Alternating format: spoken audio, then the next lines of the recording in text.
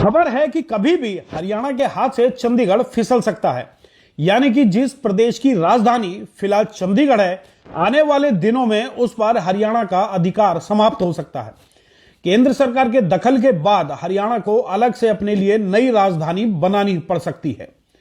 हरियाणा द्वारा चंडीगढ़ में अपनी खुद की विधानसभा बनाने के प्रस्ताव को केंद्र सरकार ने खारिज कर दिया है। इसके बाद ऐसी प्रबल संभावनाएं दिखाई देने लगी हैं कि आने वाले दिनों में चंडीगढ़ पर हरियाणा का अधिकार समाप्त हो सकता है। ठीक यही स्थिति पंजाब के साथ भी है। फिलहाल पंजाब और हरियाणा की संयुक्त राजधानी चंडीगढ़ है।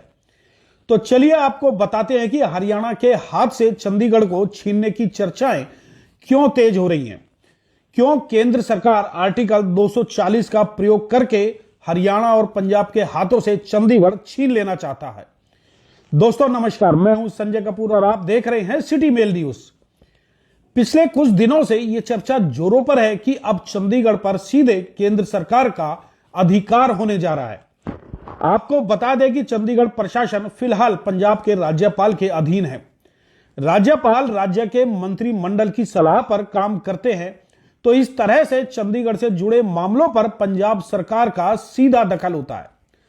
अभी चंडीगढ़ पंजाब और हरियाणा की संयुक्त राजधानी है। यहां एसएसपी पंजाब से और डीसी हरियाणा कैडर से लगाया जाता है। लेकिन अगर आर्टिकल 240 लागू हुआ तो चंडीगढ़ सीधे तौर पर लेफ्टिनेंट गवर्नर के अधीन हो जाएगा। आर्टिकल 240 के बाद राष्ट्रपति चंडीगढ़ के प्रशासन, पुलिस, जमीन, शिक्षा और नगर निगम संस्थानों आदि पर सीधे नियम बना सकते हैं। बिल के बाद सभी नियुक्ति सीधे केंद्र सरकार करेगी। केंद्र के पास कानून बनाने की सीधी शक्ति होगी। अभी चंडीगढ़ का प्रशासक पंजाब का राज्यपाल होता है, जो राज्य को अप्रत्यक्ष रूप से कंट्रोल करता है।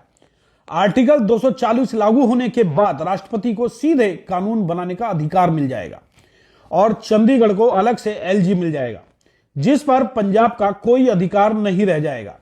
और यदि सीधे तौर पर कहें तो पंजाब और हरियाणा का चंडीगढ़ पर कोई हक नहीं बचेगा। केंद्र सरकार दिसंबर में शुरू होने वाले संसद के शीतकालीन सत्र में 131वां संशोधन विधेयक 2025 पेश करने की योजना बनाए हुए था, लेकिन इससे पहले ही हरियाणा और पंजाब में सियासी हंगामा मच गया। पंजाब सरकार और हरियाणा के विपक्षी दलों ने इसका विरोध शुरू कर दिया।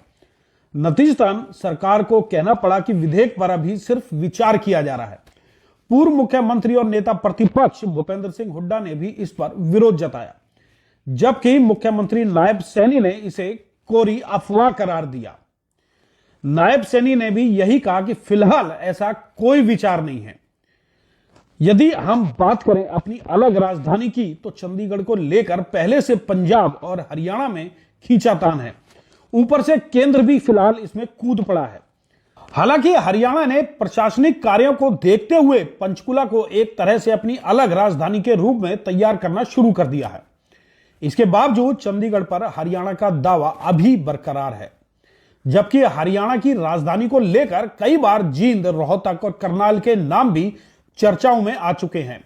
हालांकि इन नामों पर फिलहाल कोई सहमति नहीं बन पाई है।